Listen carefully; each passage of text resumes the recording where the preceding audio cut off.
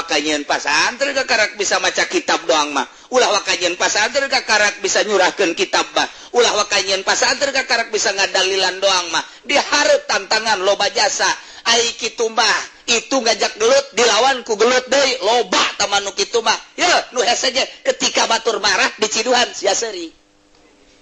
Syekh Abdul Karim teh kos kitu tah ngawurukan ka Syekh Asnawi ketika batur nyabok ditangkis ku sia dijotos loba tamanu kitu mah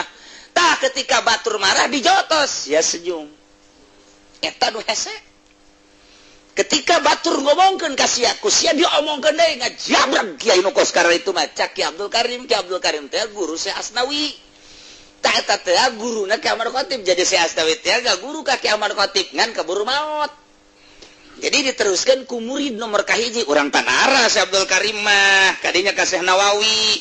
tah eta guru Syekh Asnawi teh Syekh Abdul Karim anu datang keur zikir la ilaha illallah la ilaha illallah oh datang Syekh Abdul Karim gadi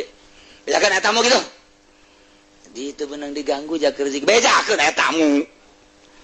nya nama lamun keur zikir teu bisa ieu bae eta tamu bae bejakeun gitu sakeun bejakeun ku hadamna mama aya tamu kos ku batamuna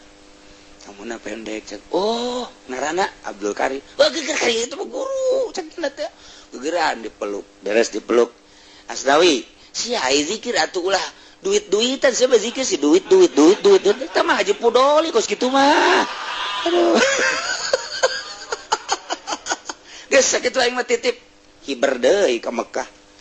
Masya Allah tak eta istimewa nak boga guru teh kos kitu ulah kieu sia zikir bae loba nu mere bagi dua tuh pan aing guru sia waduh invest burung